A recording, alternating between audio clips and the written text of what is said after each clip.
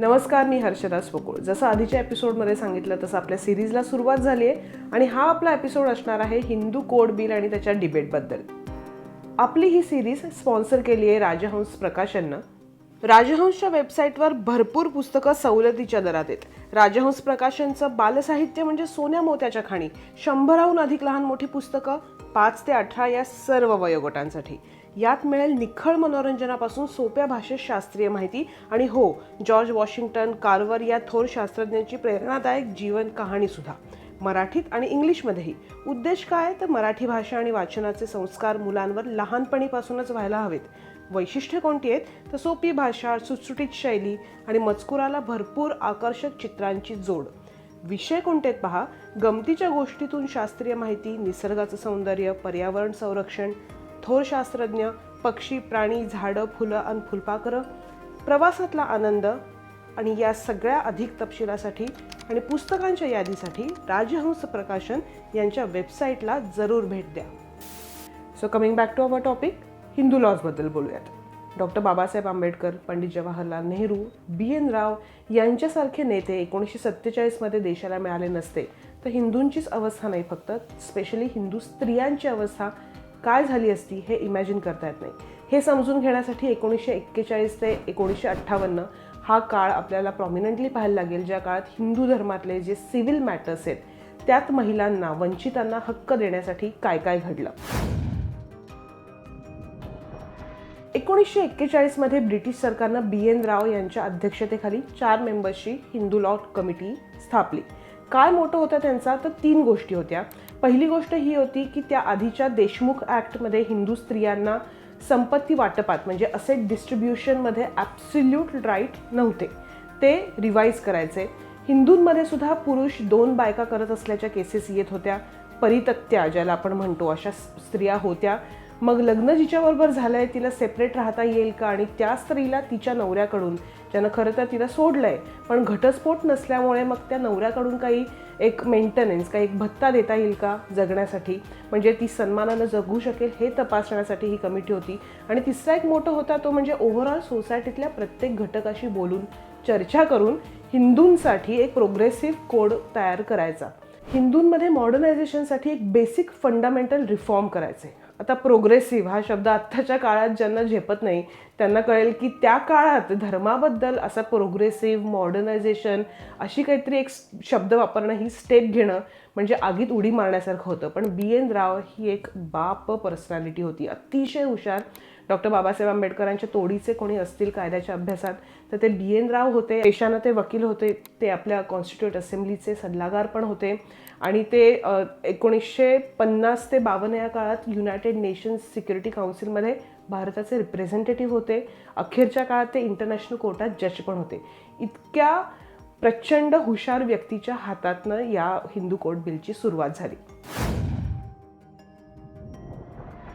या कमिटीनं report submit केला. ते रिपोर्ट बघून असं वाटलं की यावर अजून डिटेल काम करायला लागेल.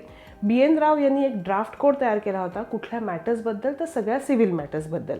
सिव्हिल मॅटर्सच्या अंडर येतात succession, maintenance, marriage, divorce, minority and guardianship आणि ॲडॉप्शन म्हणजे दत्तक विधान. हे आपण आधीच मी तुम्हाला मागच्या व्हिडिओ सांगितलं. आणि या कोडलाच हिंदू कोड बिल असं म्हणतात, असं नाव पडलं. हा रिपोर्ट साधारण 12 रिजनल लँग्वेजेसमध्ये त्या काळात पब्लिश झाला. राव कमिटी स्वतः भारतभर हिंडली होती, प्रत्यक्ष स्थिती त्यांनी पाहिली होती आणि त्यातनं हा रिपोर्ट तयार झाला होता. आणि मग 44 ते 47 या काळामध्ये या रिपोर्टवर अजूनही काम सुरू होतं. 1947च्या फेब्रुवारीमध्ये रिपोर्ट तयार झाला. तो त्यांनी संविधान सभेत मांडला. आता बघा की कॉन्स्टिट्यूशन असेंब्ली हीच आपली पहिली संसद होती, तीच कायदा पास करत होती. पण ऑगस्टमध्ये आपल्याला स्वातंत्र्य मिळणार होतं 1947च्या, त्यामुळे हिंदू कोड बिलवर अशी खूप प्रचंड चर्चा झाली नाही. पण फायनली 9 एप्रिल 1948मध्ये कॉन्स्टिट्युएंट असेंब्लीसमोर हे बिल ठेवलं गेलं. यात डॉक्टर बाबासाहेब आंबेडकर यांचा रोलही खूप प्रॉमिनंट, महत्त्वाचा आहे. हे कोड बिल पुढे डेव्हलप करण्याची जबाबदारी त्यांच्यावर होती. ते स्वतंत्र भारताचे पहिले लॉ मिनिस्टर होते. आता बघा की हिंदू खत्रे में है ही लाईन त्या काळातल्याही काही रूढीवादी ट्रॅडिशनल हिंदूंनी चालवली. ऑब्व्हियसली ते चिडणार होते कारण हिंदू कोड बिलच होतं एवढं प्रोग्रेसिव्ह. त्या काळी पहिल्यांदा घटस्फोटाची व्यवस्था केली होती. पहिल्यांदा मोनोगॅमी इन्क्लूड झाली होती, कायद्याप्रमाणे मोनोगॅमी आली होती. महिलांना संपत्तीत अधिकार होते, ॲसेट डिस्ट्रीब्युशनमध्ये अधिकार होते.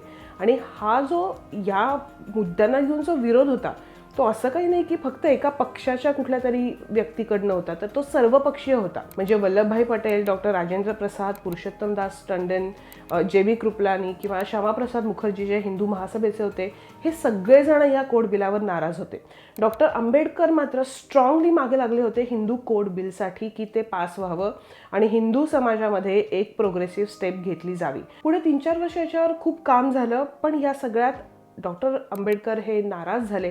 त्यांनी राजीनामा पण दिला. नेहरूंना पहिल्या इलेक्शनच्या अलीकडे हे बिल पास करणं रिस्की वाटत होतं. आंबेडकरांचं म्हणणं होतं की हे तातडीनं पास व्हायला पाहिजे, पण नेहरूंनी म्हटलं होतं की आपण हे आधी जनतेसमोर ठेवू, म्हणजेच पहिल्या इलेक्शनच्या कॅम्पेनचा मुद्दाच हा करू आणि त्यानंतर जनता काय म्हणते त्यावरून पार्लमेंटमध्ये हे बिल पास करू. आता बघा ना, हे वाक्य आत्ताच्या कॉन्टेक्स्टमध्ये पण बघा आणि त्यावेळेसच्या कॉन्टेक्स्टमध्ये पण बघा की ज्या धर्मातली मेजॉरिटी आहे देशात त्या धर्मातल्या रिफॉर्म्सबद्दलचं बिल इलेक्शन कॅम्पेनचा फोकस करणं बेसिकली ही फार ब्रेव्ह स्टेप आहे, खूप धाडसी पाऊल आहे.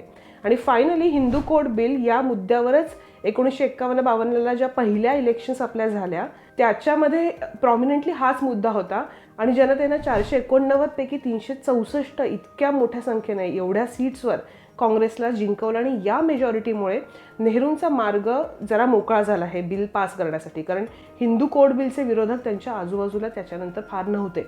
बघा ना, काँग्रेस पक्षाचेच अध्यक्ष असलेले पुरुषोत्तमदास टंडन हिंदू कोड बिलला विरोध करत होते, पण 1951ला त्यांच्या राजीनाम्यानंतर नेहरू स्वतः काँग्रेसचे अध्यक्ष झाले, म्हणजे तो विरोध शमला. जानेवारी 26, 1950ला हिंदू कोड बिलाचे विरोधक असलेले डॉक्टर राजेंद्र प्रसाद हे राष्ट्रपती झाले होते. त्यांचं प्रेशर नेहरूंवर नव्हतं. सरदार वल्लभभाई पटेल यांचं 1950मध्ये निधन झालं. तर हे बिल त्याच्यामुळे ओव्हरऑलच नेहरूंना पास करण्यासाठी जे विरोधक आजूबाजूला आधी एकवटले होते ते आता त्यांच्या आजूबाजूला नव्हते. आणि फायनली 1955मध्ये हे कोड बिल एकच कायदा म्हणून पास झालं नाही, तर या बिलाचे 4 हिस्से 4 वेगवेगळ्या कायद्यांमध्ये पास झाले.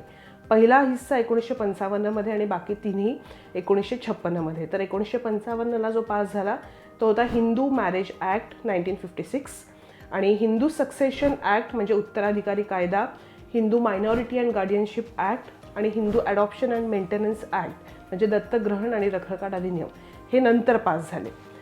आता आपण बघणार आहोत की भारतीय जनसंघ आणि हिंदू कोड बिल हे सगळे विरोध कसे त्यावेळेस होते.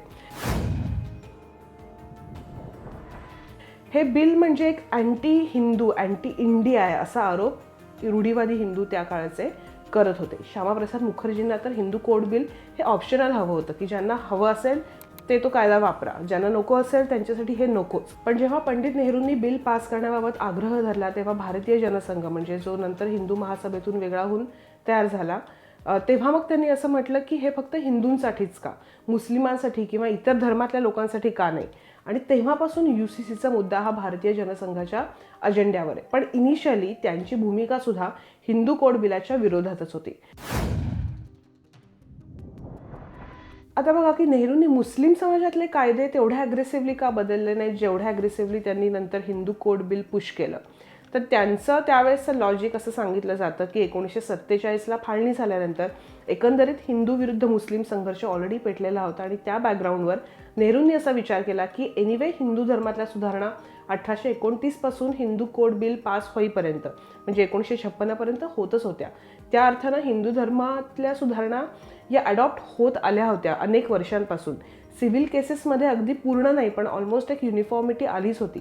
लक्षात घ्या की हिंदू शब्द वापरत असले तरी या व्याख्येमध्ये शीख, बौद्ध, जैन हे येतातच. त्यामुळे त्या काळात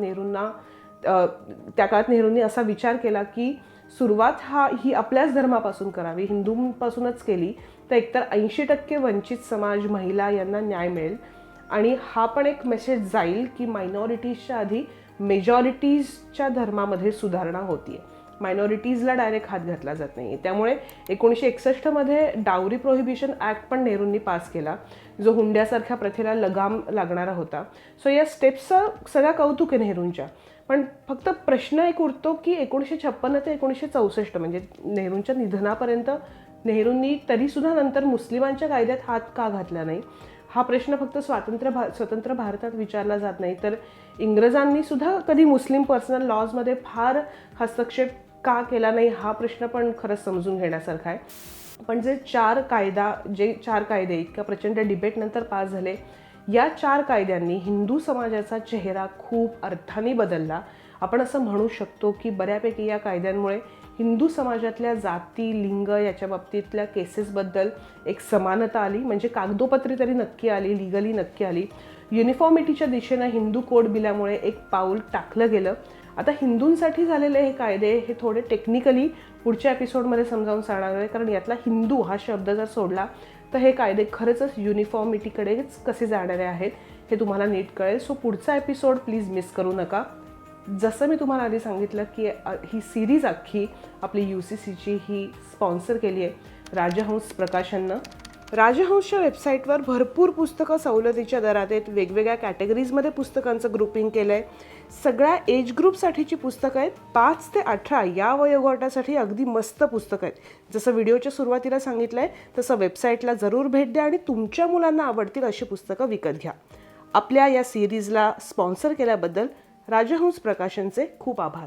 त्यामुळे पुढच्या एपिसोडमध्ये आता बघणार आहोत या हिंदू कोड बिलमधले थोडेसे अधिक डिटेल्स. सबस्क्राईब करायला विसरू नका. केलं असेलच तुम्ही नोटिफिकेशन बेल नक्की दाबा आणि पुढचा एपिसोड लवकरच घेऊन येते. तोपर्यंत धन्यवाद.